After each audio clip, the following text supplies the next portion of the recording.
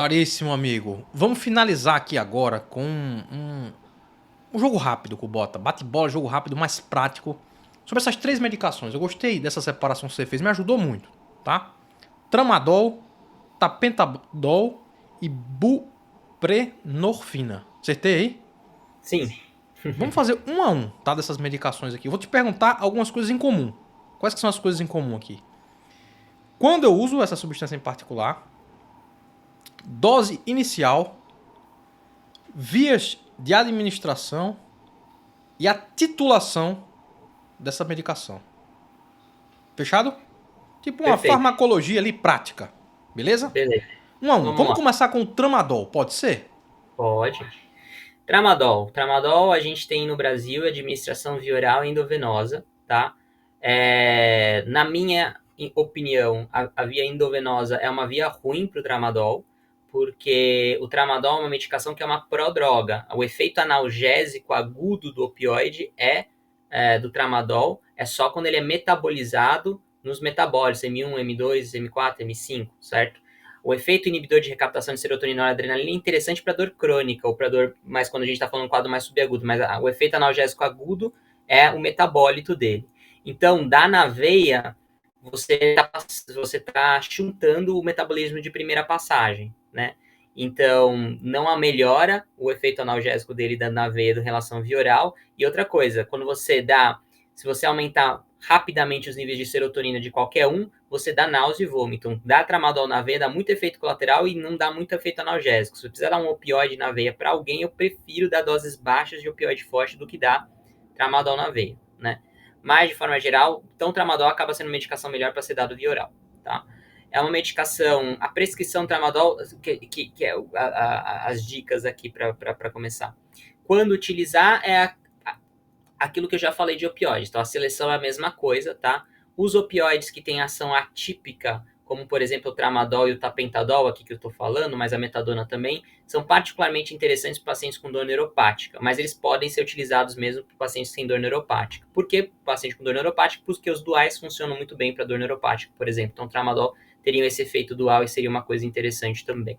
Mas, fora isso, entra no mesmo escopo de seleção, tá?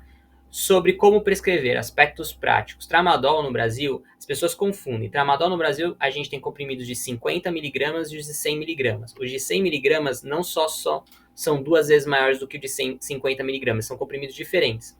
O de 50 miligramas é o tramadol de liberação rápida, tá? E que sendo um tramadol de liberação rápida, acaba que é interessante para analgesia aguda, tem efeito mais rápido, mais agudo, claro. E ele deve ser prescrito de 6 em 6 horas ou de 8 em 8 horas, tá? Ah, eu quero dar 100 miligramas para analgesia aguda, você dá 2 de 50. Eu não posso dar o de 100 miligramas? O de 100 miligramas no Brasil, se tiver alguém que conhece alguma formulação que não seja as que eu conheço, vocês podem me falar, mas até onde eu conheça, todos são de liberação prolongada. Opioides de liberação prolongada são para analgesia a médio prazo. Eles vão começar a fazer o efeito depois de 5 meias-vidas, depois de 3 a 5 dias. Não é para analgesia aguda. O opioide tramadol de 100 miligramas de liberação prolongada, tá? Ah, mas eu tenho um paciente que melhora quando toma tramadol 100 miligramas de liberação prolongada. Ah, tudo bem, tem tudo na clínica, né? Mas ele não é feito para isso. O tramadol para analgesia aguda é o comprimido de 50 miligramas. As pessoas confundem isso, tá? Outro ponto importante em termos do tramadol é a prescrição. O tramadol de liberação prolongada é prescrito 2 vezes ao dia, né, de 12 em 12 horas, tá? A dose máxima de tramadol, os opioides atípicos, eles têm dose máxima. Os opioides típicos, que são só miopioides, eles não têm uma dose máxima, a dose é tolerada pelo paciente, né? Mas o tramadol normalmente não é recomendado passar muito além de 400 miligramas a dia de tramadol, tá? Eu acho que as principais dúvidas eram essas, né? Tem mais alguma do tramadol, da prescrição?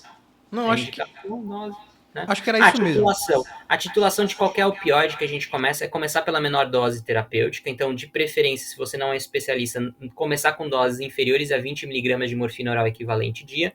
Não passar de 50 nunca no começo. E aí, as diretrizes, elas recomendam que você aumente em 25% mais ou menos a dose do opioide a cada 3 a 8 dias, né? Dependendo se o paciente precisar. Tá? Essa é a recomendação de diretriz, mas você pode individualizar para o paciente. Então, esse eu acho que é o principal para o tramadol. Beleza, Kubota. Eu acho que ficou claro, bastante interessante aí essas dicas que você deu, práticas, esse é o sentido. Vamos comentar agora, por gentileza, amigo, sobre o tapentadol. Pode ser? Tapentadol. Mais ou menos no mesmo ritmo. Tapentadol a gente tem. Tramadol tem várias marcas, né? Tapentadol a gente só tem uma no Brasil, que é o Palexis, tá? Tapentadol, ele é uma medicação que no Brasil a gente só tem comprimido de liberação prolongada, tá? Então é só uma medicação que vai fazer o efeito aí em 3 a 5 dias, tá? Não espere um efeito rápido com tapentadol. Existe tapentadol de liberação imediata, sim, mas não no país. Existe uma perspectiva de talvez o comprimido de liberação rápida chegar nos próximos anos no país, mas ainda a gente não tem. A gente só tem de liberação prolongada, tá? Então, acaba sendo uma medicação que tem um efeito tanto receptor agonista mi-opioide quanto inibidor de recaptação de noradrenalina. A própria molécula mãe faz as duas coisas, ela não é uma prodroga, não gera metabólito ativo, então acaba sendo uma coisa razoavelmente segura na insuficiência renal, apesar de que na bula não é recomendado dar para pacientes com clearance abaixo de 30, porque não tem estudos, tá? A dose máxima recomendada de bula de tapentadol é 500 mg dia e é uma medicação que deve ser prescrita 2 vezes ao dia. A forma de titulação é aquela que eu já comentei e a forma de início também. Eu não cheguei a comentar, mas é interessante a gente falar da taxa de conversão. Né? Como que eu sei o que é esses miligramas de morfina oral equivalente dia que você está falando? Tem vários aplicativos aí na internet que podem ajudar. Eu recomendo sempre os aplicativos e a tabela de conversão do CDC americano, que é o mais utilizado, tá? Mas de forma geral, o tramadol tem uma taxa de conversão de 0,1 a 0,2 do poder da morfina, então se você está falando de 100 miligramas de tramadol, você faria um efeito analgésico 10 a 20 miligramas, né?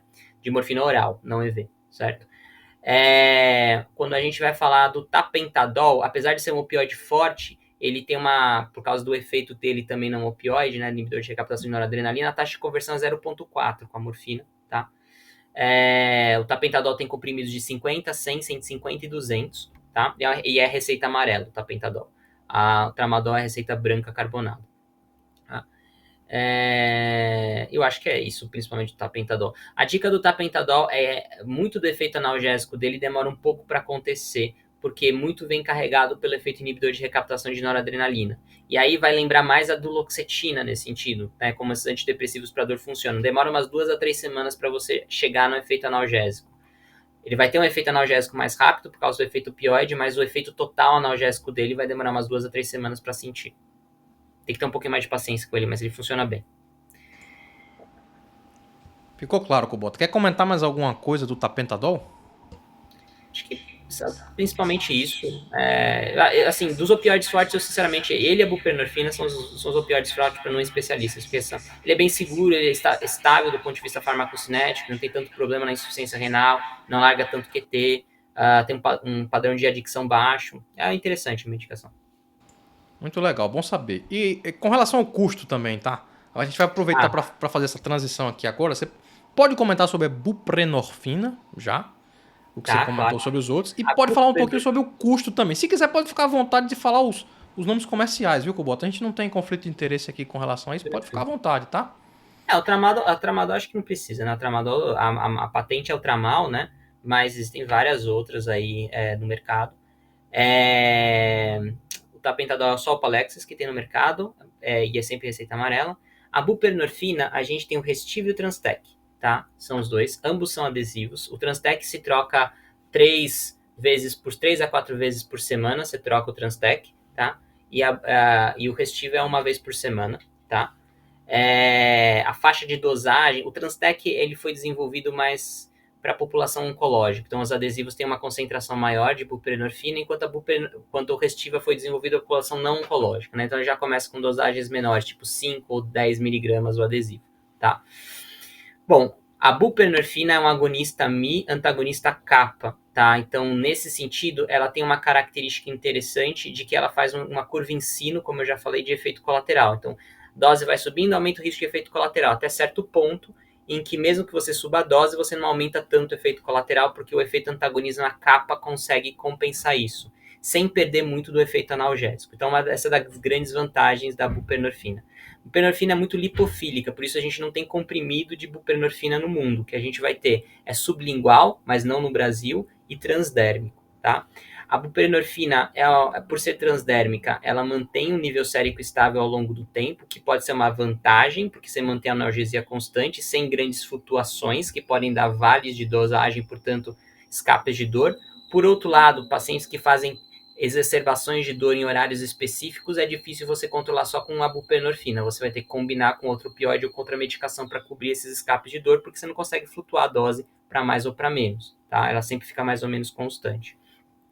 A buprenorfina, ela é uma medicação que demora, o adesivo, né, demora entre 48 a 72 horas para fazer efeito. Então, tá com dor aguda, tá com uma lombociatalgia exacerbada, não tá saindo da cama, você precisa dar alguma coisa, não é a buprenorfina que vai resolver nos primeiros dias. Você vai precisar dar alguma outra coisa, anti-inflamatório, alguma outra coisa, fazer algum procedimento. A buprenorfina começa a segurar a partir do terceiro dia, tá? É uma medicação que é mais segura no paciente com insuficiência renal, porque ela é metabolizada principalmente pelo fígado. Ela dá menos constipação do que os outros opioides. É claro, o oxicodona com naloxona é menos do que isso, né? O tapentadol ainda menos, mas em relação à oxicodona pura, a morfina, ele vai dar menos constipação, né? Ela é uma medicação que ela é interessante, ela tem baixo poder adictivo, né? Então, é uma das medicações que é utilizada junto com a metadona, que também tem baixo poder adictivo, para você desmamar pacientes com risco maior com pacientes que já estão com adição a opioides. Então, isso é uma das vantagens dela, né? Um dos problemas dos adesivos é que a taxa de titulação é difícil, né? Porque você só vai titular por adesivo, né? Então, isso acaba que você não consegue fracionar, né? Você não pode cortar o adesivo, tá? Isso é importante. E sobre a forma de usar, é o seguinte: é um adesivo, tá? Você deve aderir ele na pele do paciente, tá? O ideal é que ele fica na pele, não precisa colar onde tem dor, é transdérmico, não tópico a medicação, então ele cai no sangue. Então você pode colocar em qualquer lugar do corpo, vai cair no sangue, vai agir onde o paciente tem dor, não precisa colocar onde tem dor. Ele tem que ser rodiziado o local de aplicação a cada 7 dias, ou a cada vez que você aplica. Se você usar o Transtec a cada 3 dias, mais ou menos, você vai ter que rodiziar para que você não desenvolva dermatite de contato, porque só fica naquele lugar. O adesivo fica no lugar até a troca, não precisa tirar no dia, ele fica até a troca, tá?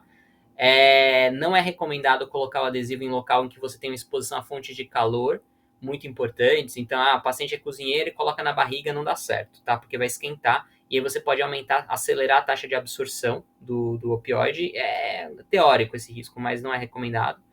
E há quem considere que não é interessante colocar o buprenorfina também em locais onde você tem um panículo adiposo muito gorduroso, muito grande, tipo na barriga, porque você poderia, como ele é muito lipofílico, ele acaba absorvendo e ficando meio que armazenado ali no panículo adiposo e não cai tanto no sangue.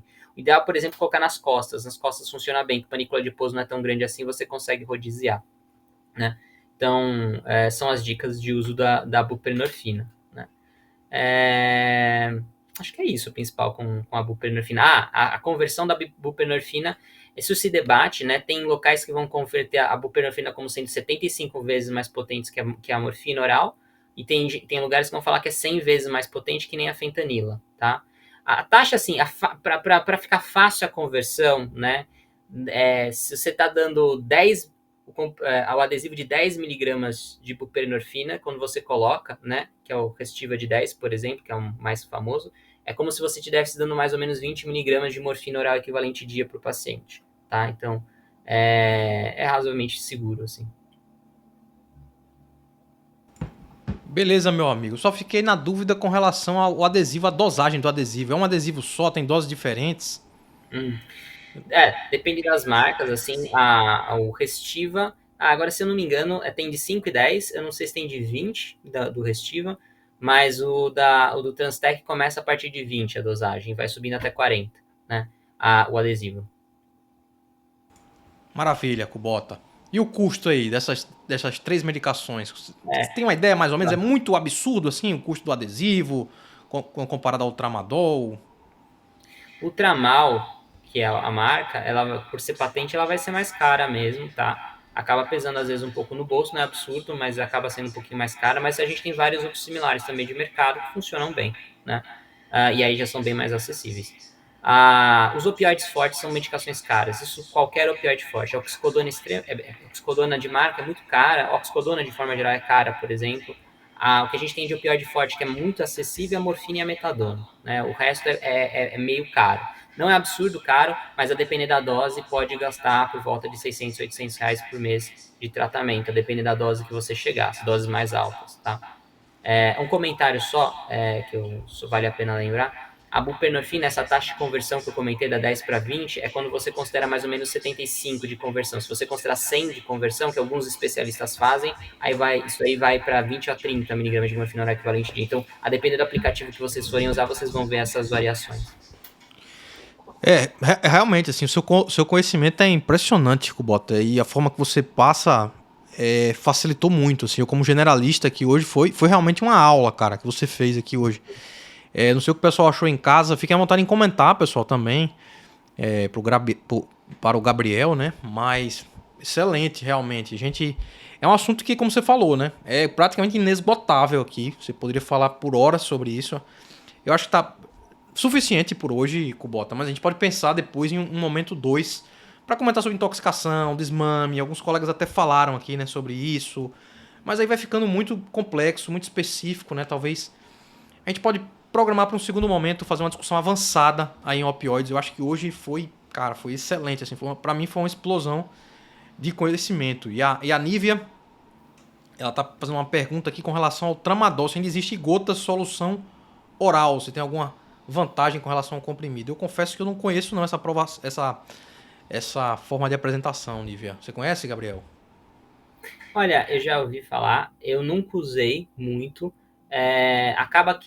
Você acaba dando uma. Quando você está falando em gotas, você já não está falando de medicações de liberação prolongada, porque é a cápsula que dá a liberação prolongada. Então, tudo que a gente está falando aqui é aquilo que vai ser usado de 6 horas, 8 horas. Eu uso pouco isso. Acaba sendo uma coisa interessante se você for utilizar em pessoas mais jovens ou idosos, tá? Em termos de efeito colateral. E o principal efeito colateral que você pode esperar do tramadol é náusea, tá?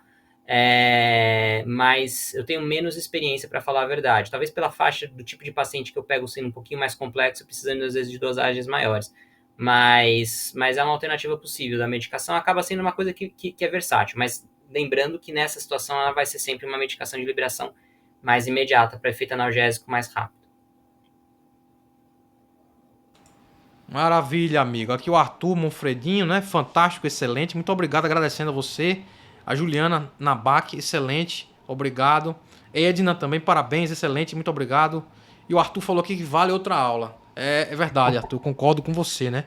Eu acho que a gente chegou no nível 1 aqui, nível mais basal, mas para começar ajuda demais, né? Ajuda demais aqui. Eu tirei muitas dúvidas hoje também. Pessoal, agradecemos aí o comentário de vocês, tá? A participação também. A gente fica aqui, às vezes fica meio sozinho, né? Parece que tá falando sozinho, né, Kubota? Então, como a Raquel comentou aqui, muito proveitosa, aula excelente, é bom pra gente interagir, né? Depois as perguntas de vocês. Vamos ver se tem uma pergunta a mais aqui pra gente responder a todo mundo, né? O Vitor Santos perguntou sobre rotação de opioides. Eu não sei nem o que é isso direito, viu? Kubota, uma referência aí para rotação de opioides. Mas assim, para quem, assim, de forma geral, a gente sabe que isso, na verdade, tem poucos estudos sistematizados, então acaba sendo muito uma discussão de experiência de especialista muitas vezes, mas o que a gente sabe é que alguns pacientes, quando eles estão numa dose razoável de opioide e perdem, já por tolerância começam a não ter tanto efeito terapêutico ou começam a ter efeito colateral, uma das alternativas que a gente tem é trocar o opioide para uma dose mais ou menos uma faixa equivalente. Um pouquinho menos, né? A gente fala uma redução que varia uns 30%, às vezes 50% da dose em alguns opioides, algumas vezes 20%. Aí é uma aula só para a gente decidir quanto que a gente reduz da dose. Mas a ideia é que você tem uma tolerância cruzada entre os opioides, né? O efeito terapêutico do opioide com a pessoa, além das características farmacocinéticas, depende da relação do opioide com o receptor. E essa relação é determinada por polimorfismos genéticos da pessoa. Então, tem pessoas que têm mais uma afinidade melhor a alguns tipos de opioides ou alguns outros tipos de opioides. E ter tolerância a um opioide, a morfina, não quer dizer que você tem o mesmo grau de tolerância se você trocar ela para buprenorfina e vice-versa. Na hora que você troca o opioide, você pode perder um pouco da tolerância que aconteceu com o opioide anterior.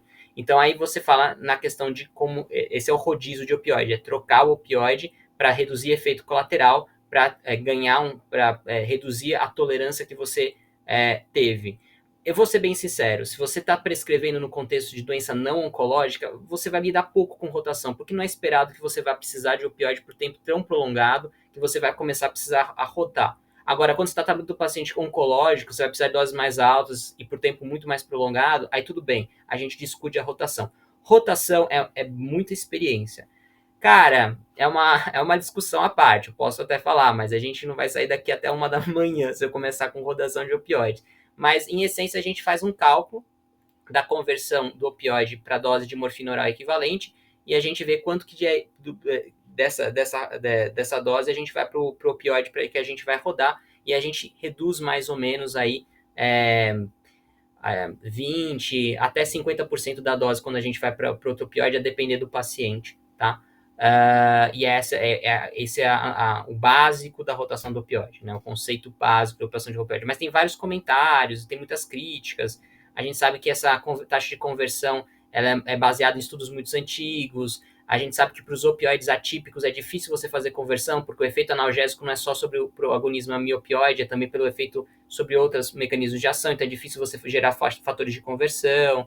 A gente sabe que meia-vida é uma coisa que dificulta na hora de você ir de uma meia-vida muito longa para muita curta e vice-versa, às vezes dificulta. E a gente sabe que também esse cálculo que a gente faz é sempre um chute. É um chute baseado em um cálculo, mas não é perfeito. Então, você pode, numa dessas, intoxicar o paciente ou gerar escapes de dor. Então, a melhor coisa que a gente faz na rotação é seguir o paciente de perto e fazendo ajustes finos, bem touch a touch com o paciente. Assim, quando eu faço uma rotação maior, mais difícil, com doses maiores, geralmente eu ligo para o paciente assim, uma vez por semana ou até menos, mais frequentemente, para eu fazer ajustes finos na dosagem na hora que eu converto. Porque nunca é uma conversão, não é um cálculo exato, né? É uma estimativa da troca.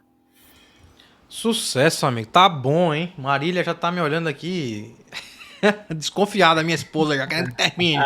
Eu imagino que Carol aí também, né? Vamos devolver o Kubota pra Carol aí. Pessoal, é isso aí, Daniel. Aula perfeita, né, Mayara? Muito bom. Nível excelente. Vitor, perfeita aula. Realmente, pessoal, a gente vê muita hype aí na inteligência artificial, né? Maravilhosa perspectiva. Agora, isso que o Kubota fez aqui, eu acho muito difícil uma inteligência artificial substituir, né? Você veja como isso caracteriza a gente como ser humano, né? Esse bate-papo, essa síntese. Quando que você vai ler um capítulo de livro e consegue abstrair isso aqui que ele falou em 1 hora, né? Fora que não é um cara teórico. Aqui o Kubota ele trabalha com isso todo dia, com pacientes complexos, né? Com casos complexos. Então, realmente foi um prazer aqui hoje. Foi muito legal. Uma explosão de conhecimento, hein, Kubota? Você precisa ser uma missão da sua vida também, viu, cara? Disseminar esse conhecimento aí em dor para os especialistas, né? Eu acho que, além do que você faz com os pacientes no dia a dia, essa parte que você trabalha acadêmico, né? Que o Kubota tá sempre dando aula, né? Tem um congresso Sim Dor, né? Que o Kubota aí semana que vem. Semana que vem tem o congresso interdisciplinar da USP.